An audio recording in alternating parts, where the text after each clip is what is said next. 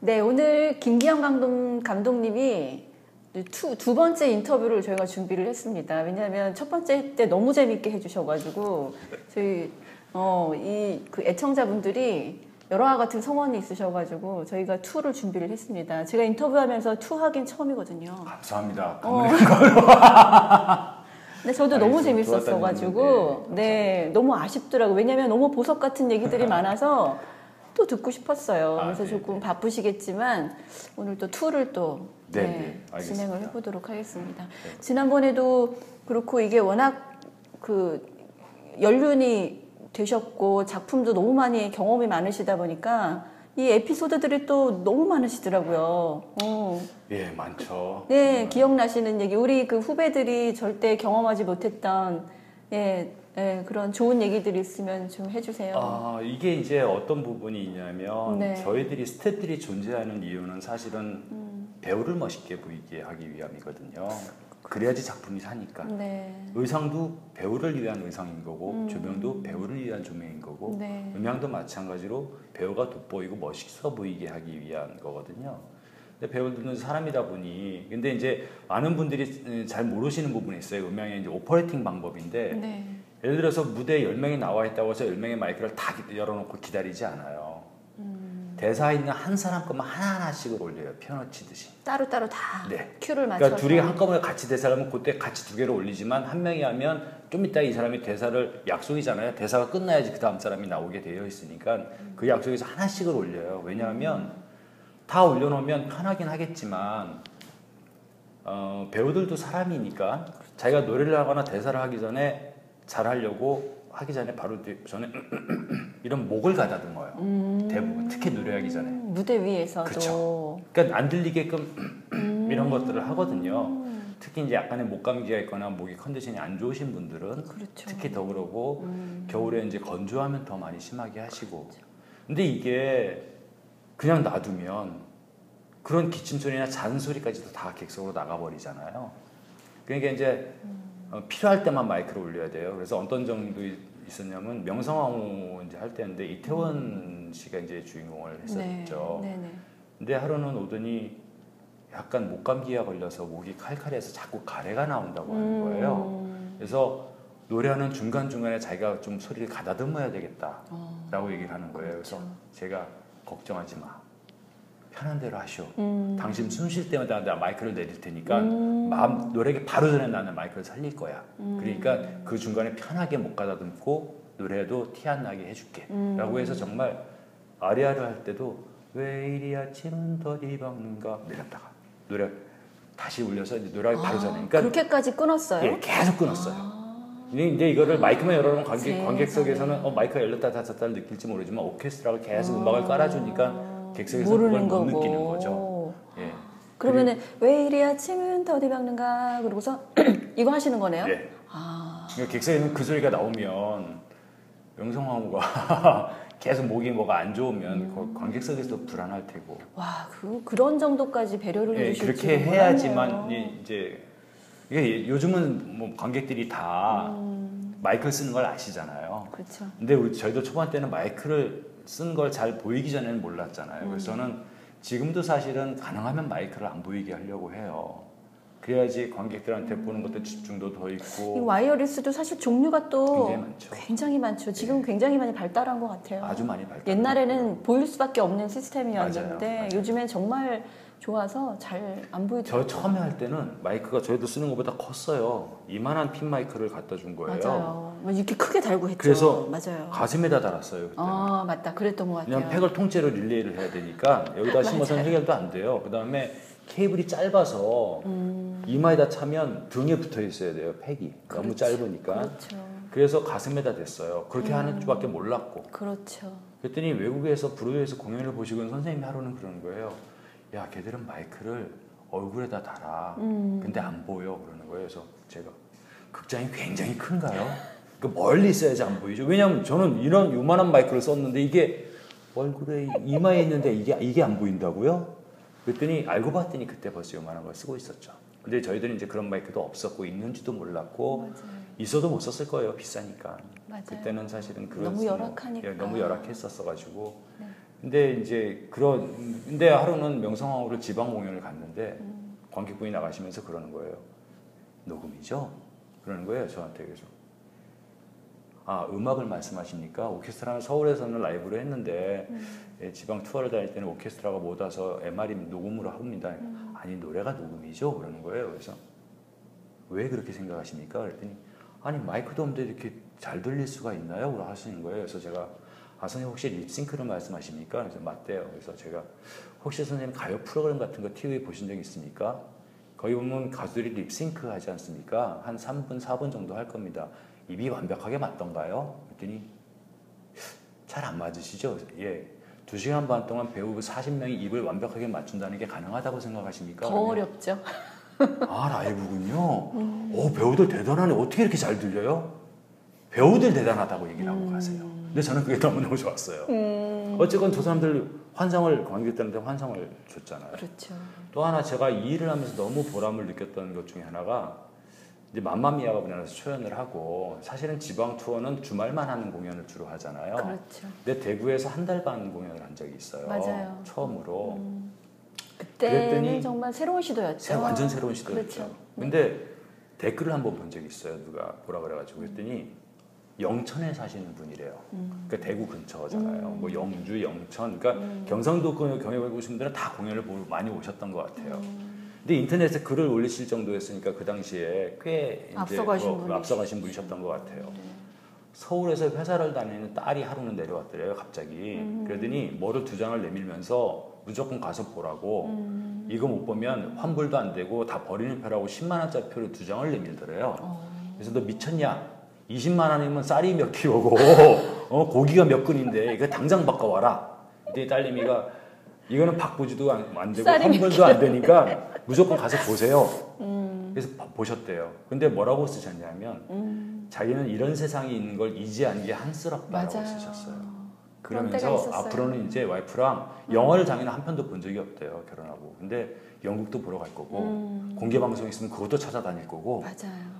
콘서트도 보러 다닐 거고 뭐 이런 글을 올리셨더라고요. 그래서 맞아요. 내가 이 일을 하는 보람이 이런 맞습니다. 거지라는 생각을 너무 절실하게 느꼈고 맞아요. 정말 행복했었던 기억이 나요. 그러니까 특히 명성황후는 사실 공연이 굉장히 길잖아요, 역사가. 그렇죠. 네. 그래서 저도 지방을 안 가본 데 없이 다 가본 것 같거든요. 그런데 지방에 가서 저도 감동 깊었던 게 논에서 장화 신고 일하시다가 흙 묻어가지고 표를 들고 막 오시는 거예요.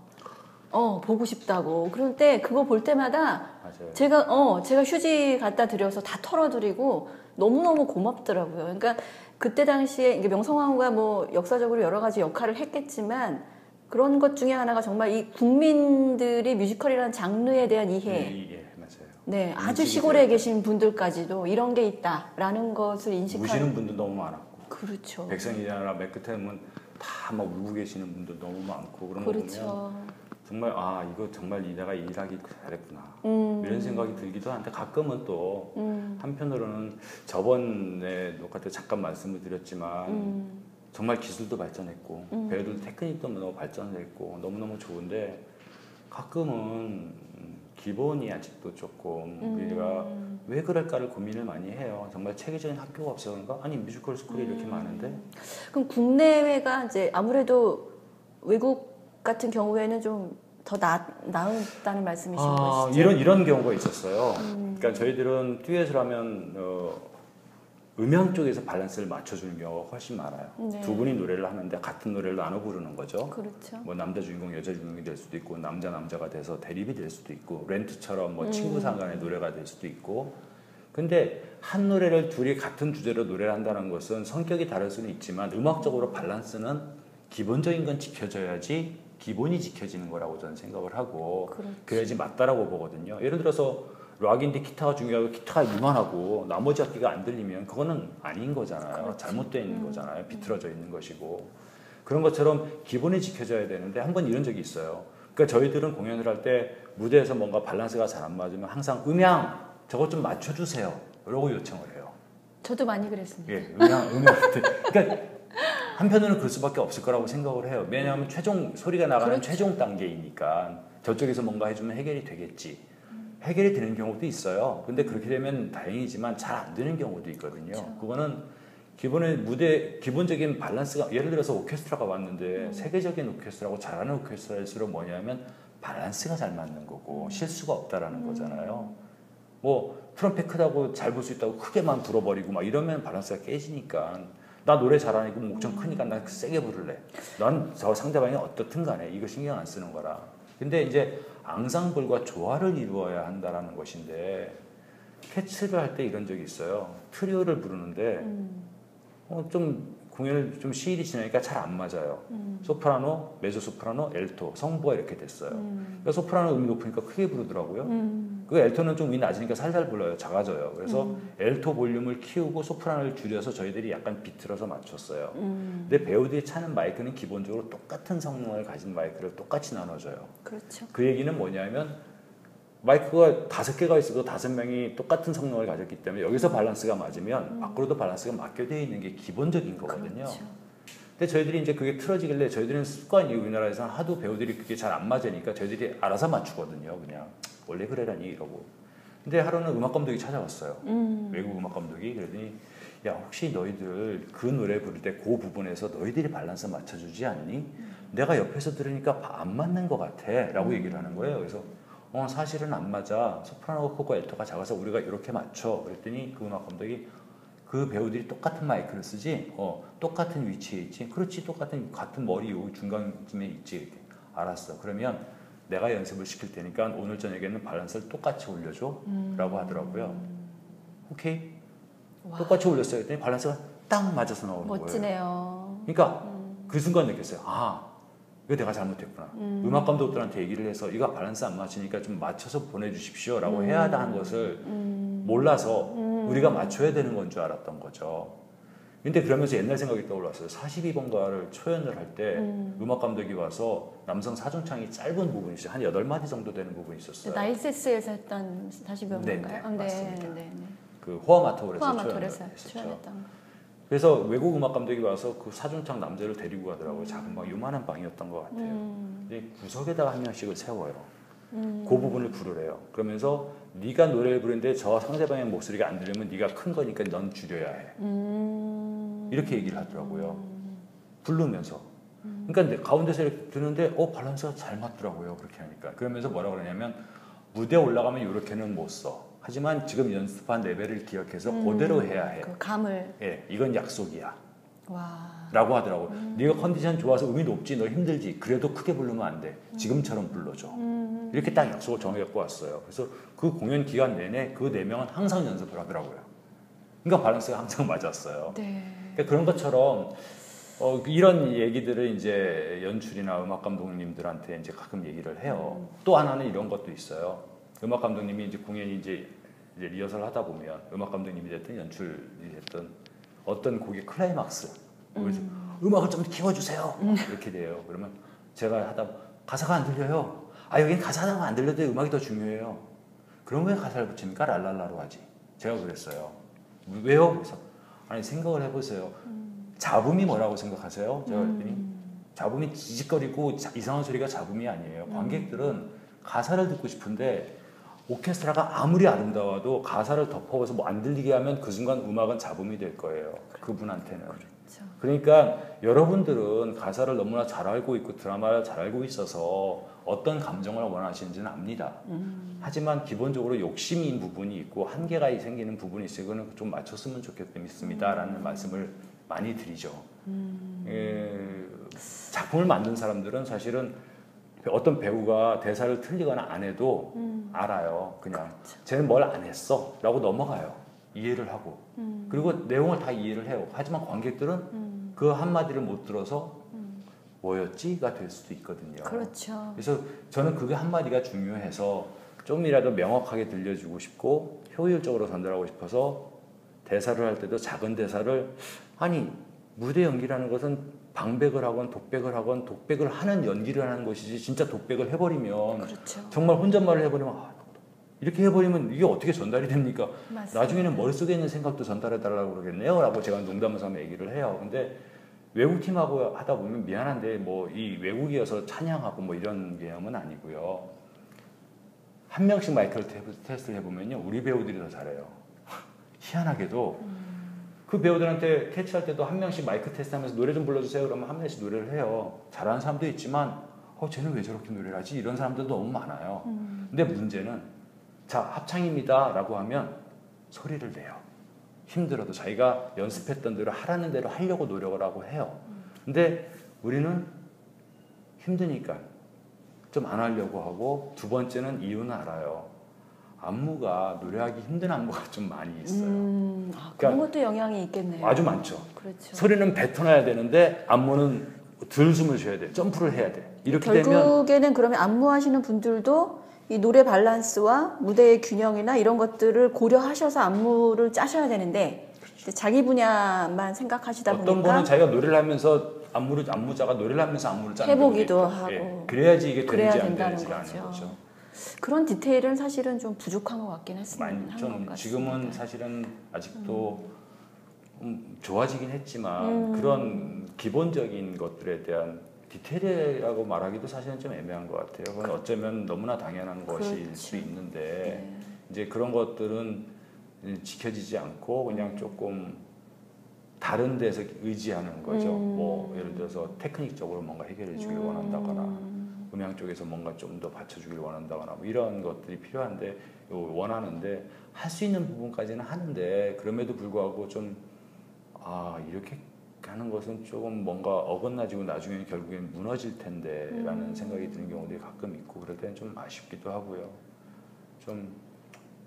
이렇게 말씀 또 주시고 또 기록에 이렇게 남기고 또 그러다 보면은 이제 후배들이 하나씩 두 개씩 이제 시도를 해서 지금도 많이 발전했지만 또 발전할 수 그러겠죠. 그럼요. 그래야 되고요. 그렇죠. 네. 그런 생각을 하게 됩니다. 이 짧은 시간 동안 이만큼 올라왔는데요. 그리고 저희가 사실은 이제 또 예전에 라이언킹이 샤롯대에서 그 10기에서 들어와서 공연을 했었잖아요. 그때 이제 많이 저희 일하던 사람들 사이에서 얘기한 게 일본 배우들이랑 한국 배우들이랑 노래하는 게 다르다. 그리고 이제 음향이나 밸런스 이런 것도 완전히 다르다. 그 스타일을 그때 좀 캐치를 했던 그런 시기였던 것 같아요. 근데 전반적으로는 일본 배우들이 굉장히 이렇게 어느 그 리미트가 딱 있어서 하모니가 굉장히 민족성에 따라 다른 건지 모르겠지만 하모니는 좋은데 약간 눌려있는 그런 느낌이고, 아까 말씀하셨던 것처럼 한국 배우들은 굉장히 에너지틱하고 자유롭다 이런 얘기들을 많이 하거든요. 그 제가 이제 외국에 나가서 공연을 봐도 외국 공연에서는 소리가 전체적인 음향이 시끄럽지가 않고 부담이 안 되는데 우리나라는 좀 큰 편인 것 같아요. 이게 민족성하고 연관이 있는 건가요? 어떤가요? 영향이 아예 없는 것 같진 않아요. 그냥 느낌에. 왜냐하면 외국 디자이너들 오면 저는 슈퍼바이저로서 일을 할 때 가끔 그런 얘기를 해요. 한국 관객들은 큰 소리를 좋아하는 게 아니고 분명한 걸 원해요. 확실하게 깔끔하게 들리길 원하는 거지 반드시 커야만 하는 건 아니야 라고 이제 얘기를 하는데 조금은 가끔은 그런 생각이 들어요. 스타일이에요. 그러니까 잘못된 건 아닌 것 같은데 좀 다른 것 같긴 한데 왜 유럽 뮤지컬 중에 프랑스 뮤지컬이 좀 그런 게 많았잖아요. 무슨 뭐 노트담 굿바리나 아니면 로미오 줄리엣 이런 걸 보면 마이크 노출되는 건 신경 안 쓰고 노래하는 사람 가수 한 7, 8명만 있고 거의 콘서트처럼 MR처럼 소리 크게 하고 뭐 이런 거가 이제 있었고, 근데 그것도 송스루잖아요. 그렇죠. 어떤 면에 있어서. 그다음에 약간은 스타일이 다른 콘서트와 뮤지컬이 결합된 것 같은 약간 그런 형태라고 볼 수 있을 것 같은데, 저는 뭐 그것도 의미 있고요. 그래서 디자이너가 자기 색깔이 확실하다면 그것 전혀 문제될 건 없고, 다만 과하게 쓸데없이 커지거나 이유 없이 그렇게 되는 거에 대해서는 조금 좀 반대를 해요.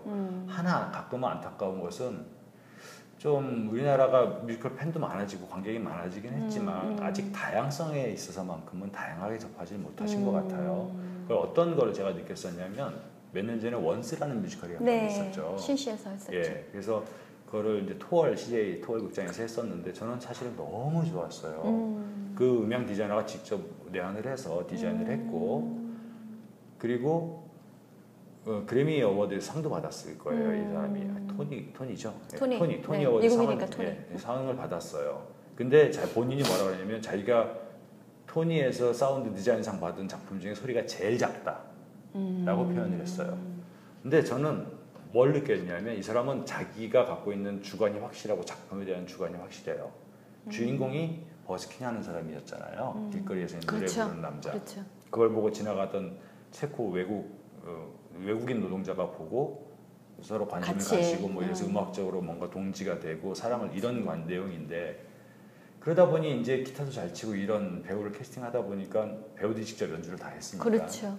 윤도현 씨가 캐스팅이 됐고 뭐 이랬어요.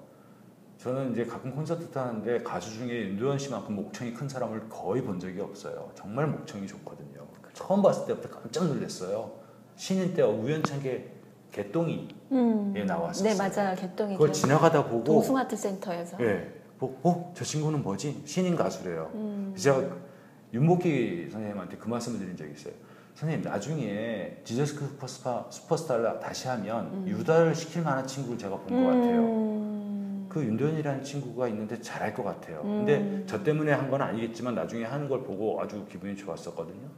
근데 이 작품의 디자이너는 어느 소리 크기가 넘어가면 소리를 크게 지르면 더 이상 안 커지게 만들어 버렸어요. 그래서 육성이 들리게, 꼭 육성처럼 들리게. 저는 그게 너무 좋았어요. 어디서도 그런 식의 밸런스와, 왜냐면 악기가 다 어쿠스틱 악기였거든요. 전자 악기가 아니었거든요. 그렇죠. 그러니까 정말 어쿠스틱한 느낌으로 딱 남아 있는 거예요. 계속 처음부터 끝까지. 굉장한 테크닉이네요. 아주 큰 테크닉이에요. 저는 깜짝 놀랐어요. 아, 이렇게도 되고 재밌네요. 이런 것이 가능하구나. 근데 작은 대사를 할 때는 스피커에 나와서 전달이 돼요. 근데 소리가 어느 정도 레벨이 이상이 되면 확 눌러가지고 육성이 더 들리게끔 만들어 버렸어요. 저는 너무나 놀라운 테크닉이었고 너무 놀라운 디자인이었어요. 인터넷에 난리가 났어요. 우리 윤도현 오빠 목청이 어떤 사람인데 음향이 있다느냐. 우리 오빠. 네. 아, 윤도현이라는 가수가 목청이 없는데 음향을 어떻게 했길래 도대체 이 소리가 이거밖에 안 나오냐. 그래서 제가 야, 그렇구나. 관객들이 익숙한 거죠. 어떤 사람한테는 이분들은 미술 그러면 처음 유화를 본 거예요. 그리고 유화의 이해는 다 미술이 아닌 거예요. 맞아요. 수채화도 아니고 수묵화도 아니고 대생도 아니고 조각조차도 미술이 아니라고 생각하시는 분들이 많은 거예요. 그걸 보고 또 한 가지는 시카고 공연할 때 가끔 욕먹는 게 딱 하나 있어요. 시카고는 유일하게. 왜 의상을 갈아입지 않느냐, 배우가. 세트 재란이 왜 없느냐. 왜 오케스트라 무대를 다 잡아먹어가지고 배우들 춤 공간도 없이 해놓느냐. 그러니 세트 전환 없이 왜 돈 안 들이고 뮤지컬 만드느냐. 일반 관객분들이. 예. 그래서 그렇죠. 어쩜 이럴 수가. 와, 이렇게 이거 안타까웠어요. 저는. 말씀하셨던 것처럼 다양성이 부족. 그쵸. 다양성에 대한 것을 모르니까. 이해를 못 하시니까. 그러니까 브로드웨이 가보면 저희들 가보면 너무너무 놀라운 장면들을 많이 보잖아요. 작품도 그렇죠. 그렇고 와, 이렇게 왜 저런 짓도 해? 맞아요. 그러면서 쇼크를 정말 먹었던 거는 라스베가스에서 카라는 쇼를 보고 제가 정말 카시오. 예. 그거를 저희 아직도 기억나요. 저도 충격이었어요. 카시오는 정말. 네. 명성황후 스태프들이 나름 네, 젊은 LA 에서 스태프들로 구성이 돼 있었잖아요. 그래서 네. 월요일날 쉬는 날 저랑 김문정 감독이랑 맞아요. 유석영 감독이랑 저희 그런 거 많이 몇 명이 차 대절에서 보러 갔어요. 아, 그때는 5쇼였던 것 같아요. 5쇼였었어요. 5쇼를 보고 나오면서 아무도 말을 안 하는 거예요. 그렇죠. 너무 근데 충격을 지나가다가 받았죠. 한 명이 한마디 해요. 야, 우리가 무슨 공연이야. 용사나 짓자. 이러고 나오는 거예요. 무대팀한테 저 바닥은 뭐길래 올라갔는데 물이 왜 안 넘쳐? 내가 어떻게 알아, 이씨. 좀 음향은 나중에 보니까 라이브인 거예요. 이거 말도 안 되는 짓인 거잖아요, 정말. 그러니까 너무나 엄청난 넓은 세상을 봤어요. 너무 다양한 게 많은데 이걸 모르고 있으니까 참 답답하고, 아, 이런 것도 있고 저런, 아, 이 사람들은 이렇게 하는 거구나 라고 인정을 해주고 봐주셨으면 좋겠는데 자기가 본 세상이 다라고 생각을 하셔서 그 잣대에다가 다른 걸 끼워 맞추니 안 맞는 것들이 꽤 많을 거 아니에요. 그런 것들은 다 아니라고 배척을 하시는 것 같아서 가끔은 그런 부분들은 조금 안타깝기도 하고, 예술이라는 게 너무나 다양하고 너무나 많은 것들이 있는데 그것들을 다, 아니 그 많은 예술 중에 뮤지컬에도 그 많은 다양한 게 있는데 그것도 맞아요. 인정을 안 하시고, 처음으로 뮤지컬을 접한 게 화려한 의상과 세트 전환을 본 게 뮤지컬이라고 생각을 하셨다면, 다른 걸 보면 와, 저렇게도 되네, 와, 신기하다 라고 느꼈으면 좋겠는데 그걸 이제 닫아버리시고 저거는 아니야 라고 이제 하시니까 그런 분들이 간혹 계셔서 그럴 때는 많이 안타깝죠. 정말 더 맛있고 더 넓고 더 아름답고 더 재밌는 세상이 많은데 그걸 못 보실까 봐. 그러면 지금 이제 감독님이 첫 작업하신 게 1997년도, 제가 만났을 땐 97년도였었거든요. 네, 그러면은 지금 2020년이니까 정말 세월이 너무 길잖아요. 그런데 그 중에서도 물론 이제 작품이 너무 많아서 제가 뭐 일일이 다 거론하기는 어렵겠지만 그래도 그 중에 난 이 작품이 그래도 가장 가슴에 남아 있고 너무 좋다. 혹시 그런 게 있을까요?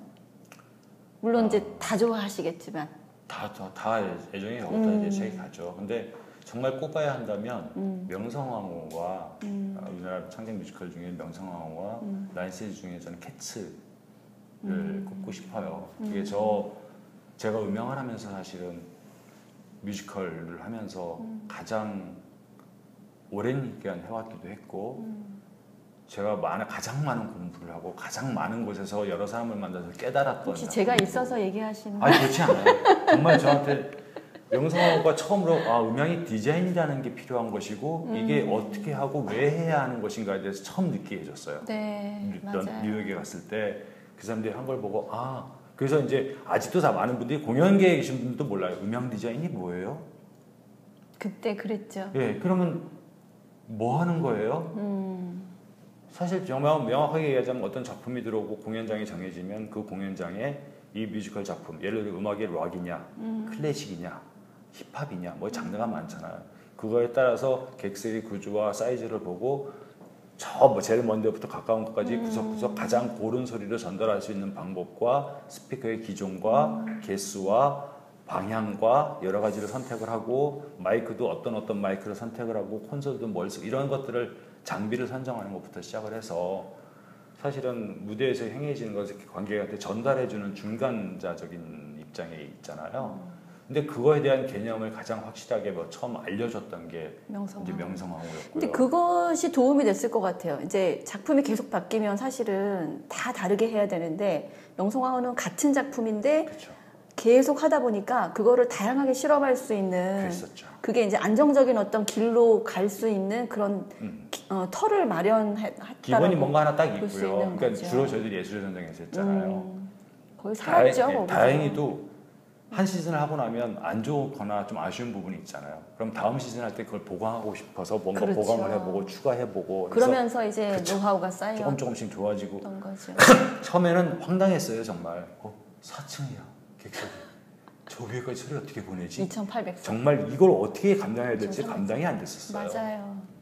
그러다가 이제 뉴욕 한번 갔다 오고 그 사람들이 하는 거 보고 플랜 짜는 거 보고 이런 방식으로 시간이 들더라도 해야 되겠네 뭐 이런 아이디어도 내보고 이러면서 이제 체계가 잡혔죠 좀. 네, 저도 기억이 나는 게 저희가 그때 예술의 전당 하고 공동 주최를 굉장히 많이 했어요. 명성황후가. 그런데 이제 항상 그 공연 일을 하시는 분이 다 그렇겠지만 제작하시는 분들은 제작비를 낮춰라. 그쵸. 낮춰야 된다. 이 얘기를 너무 많이 하셨거든요. 근데 이제 지금은 뭐 프로덕션이 운영 방법이 다 다양하긴 하겠지만 그때 당시에 윤호진 대표님도 그렇고 저희가 항상 했던 얘기가 우리 같이 먹고 살아야 된다.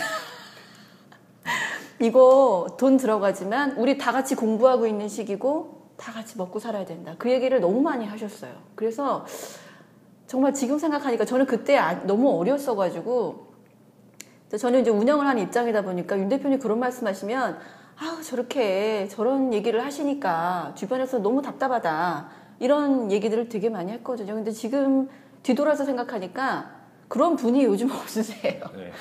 그리고 그 시기에 대한 그 한국 뮤지컬 전체 시장에 관한 어떤 통찰과 그런 어떤 비전을 해서 견인해 가시고자 하는 그 마음가짐 그거는 정말 우리가 배울 만하다. 저는 정말 멋있게 느꼈던 적이 사실은 딱 한 번 언제가 있어요. 딱 한 번은 아니지만 여러 번 있었지만 그 중에 윤 대표님 잘 몰랐어요. 연습하고 공연하면서도 사실은 뭐 대표님한테 뭘 얘기를 하고 뭐 할 일도 사실은 별로 없고 저는 제 일 그렇죠. 알아서 하면 되는 거니까. 네. 공연이 사실은 돈은 못 벌었지만 반응은 사실은 꽤 좋았잖아요. 그렇죠. 이게 도대체 뭐냐. 외국 사람들도 와서 뭐 이렇게 아름다운 의상과 이런 걸 본 적이 뉴욕에서 없다. 말씀하시는 그렇게. 거죠?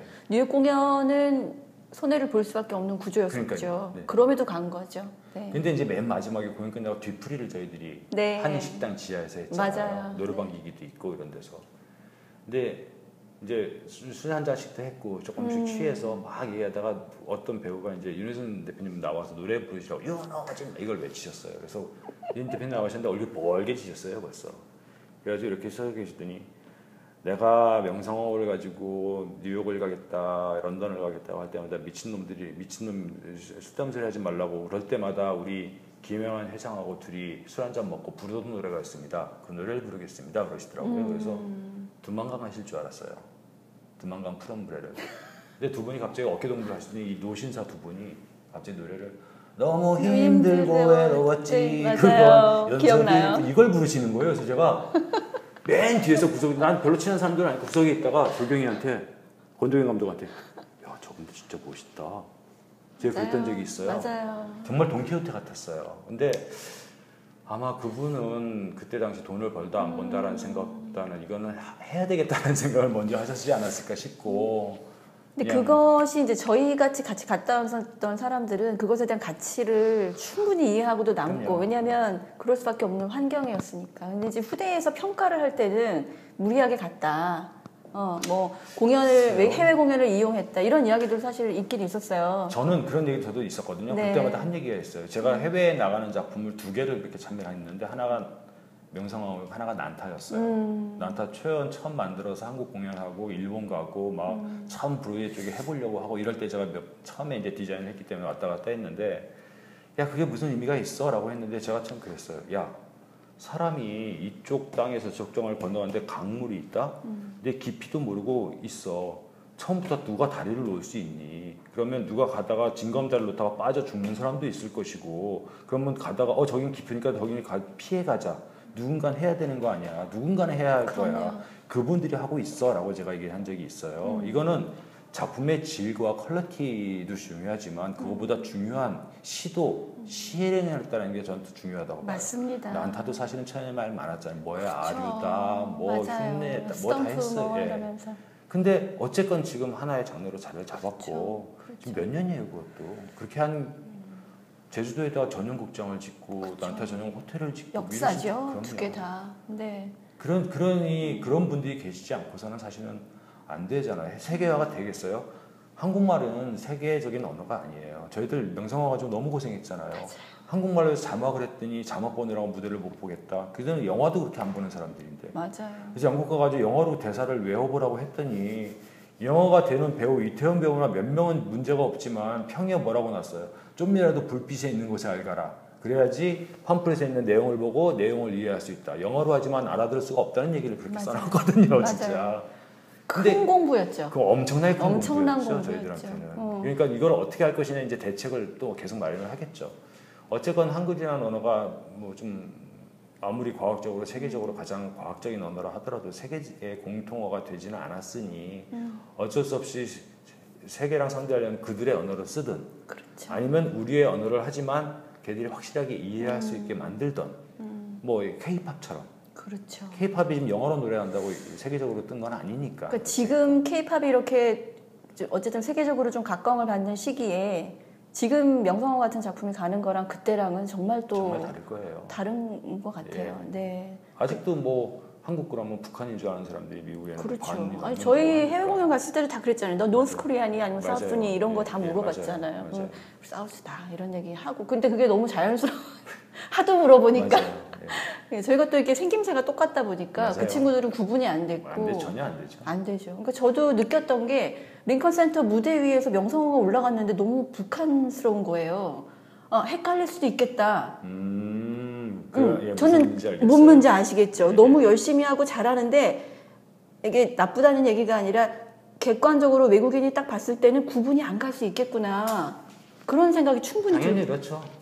자유에 대한 얘기도 아니고 과거에 대한 이야기다 보니까. 그래서 저는 사실은 다녀와서 지금도 고민인 것이 물론 이제 의견을 좀 듣고 싶지만 명성황후 같이 우리 것에 관한 어떤 소재나 이야기를 가지고 해외에 나가는 것이 사실 맞다라고 이야기는 하는 사람이 있고 또 아까 말씀하신 것처럼 외국의 공연을 최대한 듀플리케이션을 해서 거기에 맞춰서 가는 게 맞다. 물론 이제 뭐 공존할 수는 있겠지만 이게 물론 꼭 외국에 또 나가는 게 답이 아닐 수도 있겠지만 여러 가지 방향들이 있을 수 있잖아요. 어떻게 생각하세요? 그게 방향성이 있어서? 한국적인 것을 이제 세계적이다 뭐 말도 맞는 얘기고요. 왜냐하면 우리 거를 정확하게 보려면 우리 얘기를 해야 되는 거니까. 근데 사실은 반대로 얘기를 해보면 저는 제 입장에선 그래요. 우리나라에서 뮤지컬을 외국 뮤지컬이 유명한 게 들어오는데 잔다르크래. 저는 관심 없어요.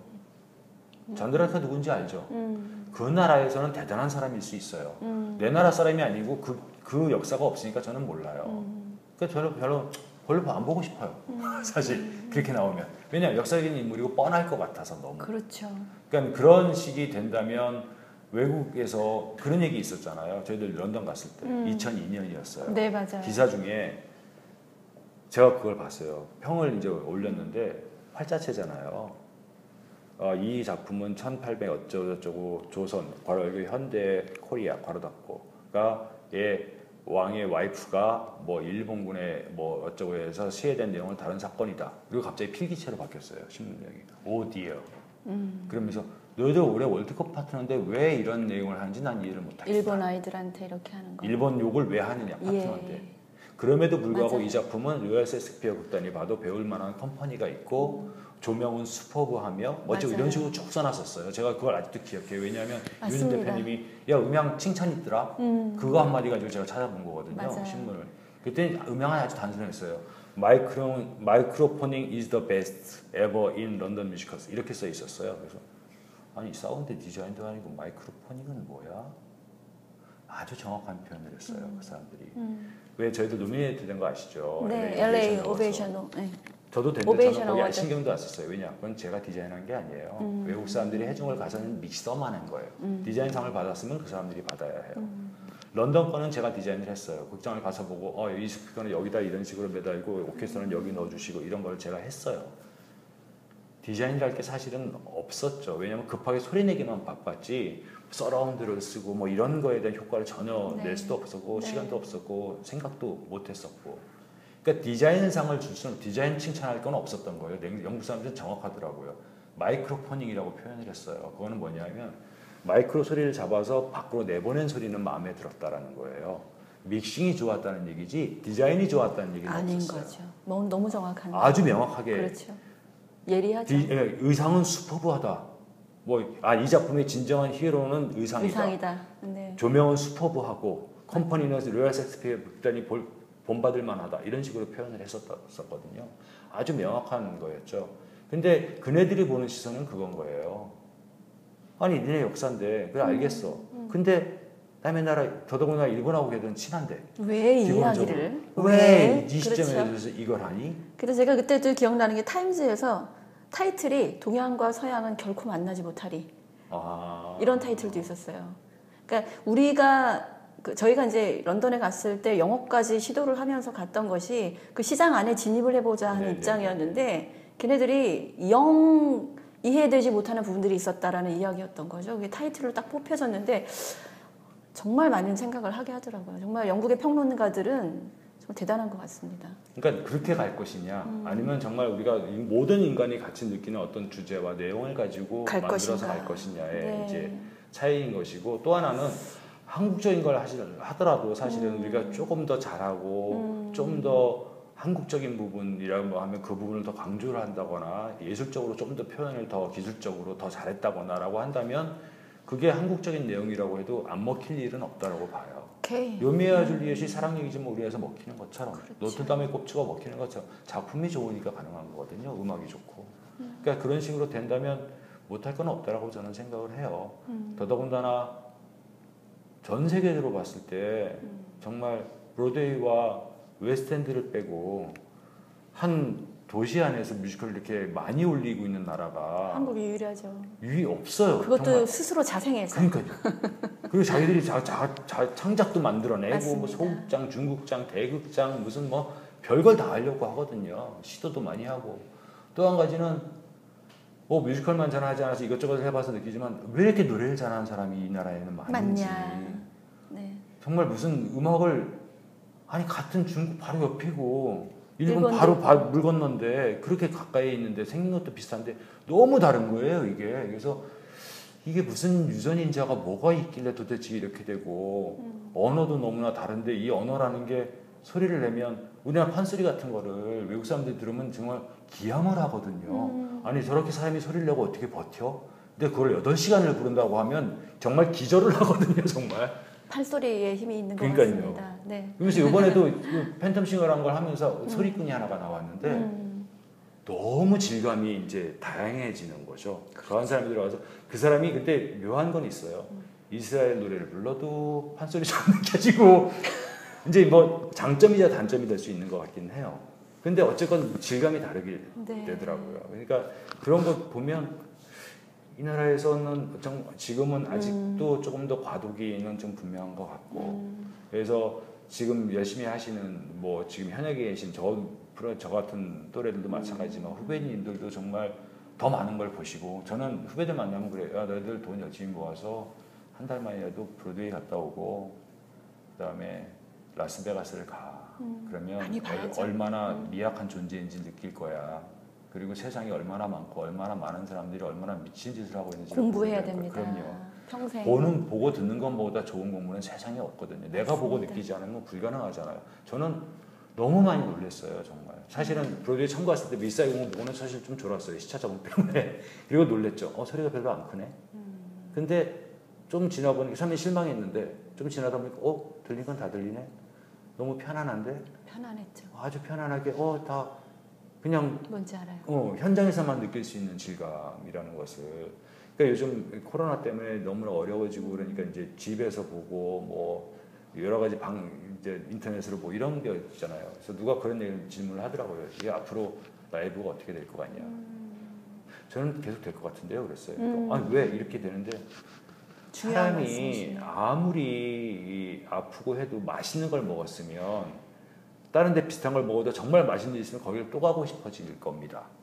라이브라는 것은 특히 뮤지컬, 콘서트 이런 것들은 물론 편하게 내가 인터넷으로 볼 수 있는 장점은 그거예요. BTS를 보면 지민이만 보고 싶으면 지민이만 볼 수 있대요. 골라서. 걔 카메라만 보고 있으면 되는 거예요. 근데 라이브 현장에서는 그건 불가능하잖아요. 지민이가 저쪽에 있을 때도 이쪽에 있을 때도 왔다 갔다 하니까.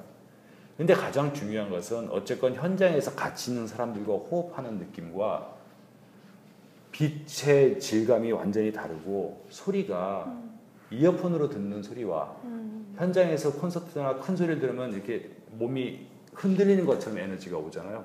실제로 에너지가 몸을 흔들거든요. 그렇죠. 저음은 이렇게 저음 스피커 앞에서 라이터를 끼면 꺼져요. 소리가 나가는 거에 따라서. 그러니까 그거는 현장 안에서는 못 들어본 질감일 거예요. 아무리 이어폰으로 잘 들어보려고 키워도 그 이상은 안 되는 거죠. 그러니까 라이브라는 것은 사실은 전쟁통에도 있었던 거고 천막에서 돌아다니면서 사람들이 공연하면서 그 전쟁 난리통에도 돈 내고 가서 사람들이 봤으니까. 그러니까 그 어려운 어떤 상황에서도 사람들은 그 안에서 행복을 추구하려고 하고 즐거움을 찾으려고 할 것이고 자기가 좋아하는 행위가 있으면 누리려고 할 것이고 라이브라는 것은 어쨌건 제약이 생길 수 있고 여러 가지 문제가 생길 수는 있지만 아마 없어지지는 않을 것이다. 그리고 우리가 해야 할 일이 아마 그렇게 되면 더 디테일해서 더 잘하지 않고서는 안 될 것이다 라고 생각을 하고 있습니다. 이게 뭐 사실은 저희가 지금 두 번째 방송을 하고 있는데 너무 좋은 얘기를 많이 해주셔가지고 아닙니다. 네, 정말 너무 감사드립니다. 바쁘신데 귀한 얘기를 해주셔서 다음에 또 모셔야 될 것 같아요. 저는 언제든지. 네, 못 들은 얘기가 너무 많아가지고. 네, 우리 코로나 시대에 배우분들한테 힘내시라고 한번 인사 한번 해주. 맨날 무대 뒤에서 이렇게 보시기만 하잖아요. 한번 얘기해 주시고. 좀 요즘 배우들하고 나이 차이도 좀 많이 나는 편이어서 어떨 때는 같은 공연 렌트도 그랬어요. 저 배우들이 내가 누군지 알까? 뭐 이런 생각도 가끔은 해요. 무대 뒤에서 음향팀 마이크 채워주고 하는 친구들 매일 만나니까 이제 친한데. 근데 뭐 오늘 제가 한 얘기 중에 어떻게 잘못 들으시면 배우분들한테 조금 싫은 소리 한 것처럼 느껴지실 수도 있으실 텐데 뭐 그러려고 한 건 아니고요. 우리가 하는 일이 좀 더 잘 되고 좀 더 탄탄해졌으면 좋겠고 어디 가서도 흔들리지 않는 그런 정도의 뭐가 되려면 기술도 중요하지만 기본이 더 중요하다고 저는 생각을 해서 그런 말씀을 드렸으니까 너무 미워하지 말아주셨으면 잘 이해하실 겁니다. 그리고 지금 너무 길어지네요. 코로나가 네, 그렇죠. 너무 다들 힘들고 저도 마찬가지고. 없어지려나 모르겠어요. 사실은 몇 달 동안 제가 지금 이 공연 일을 하면서 이렇게 길게 놀아본 게 처음이에요. 하다못해 감독님도. 얼마 전에 렌트를 올리기 전까지 4개월을 아무것도 안 했어요. 다들 그렇죠. 그러니까 유일 다행히도 그 맞습니다. 사이에 제가 이제 방송 하나를 뭘 하고 팬텀싱어라는 걸 하고 있어서 이제 가끔 녹화하러 가서 그나마 저는 조금 움직임이 있었는데 그렇지 않은 분들은 스태프뿐만 아니라 배우분들도 너무 힘든 시기를 지금도 보내고 계실 거고 근데 조금만 용기를 내시고 조금만 더 버텨주시고 요 기간 동안에 조금 더 마음을 다져주시면 아마 완전히 없어지지 않더라도 어차피 같이 가야 되지 이거 어떻게 하겠어요. 그렇죠. 이제 안 없어질 것 같아요 코로나에. 그럼 같이 가야 될 것 같으니까 조금만 더 주의를 하고 네. 그러니까 나를 위해서뿐만이 아니라 내 주변을 위해서 그리고 나를 보러 오는 관객들을 위해서 조금만 더 주의를 저희들도 이제 마찬가지로 그렇게 할 테니까 그래서 조금만 더 버텨주시고 건강 유의하시고 힘내셨으면 좋겠습니다. 네, 파이팅. 고맙습니다. 네. 수고 많으셨습니다. 감사합니다. 네.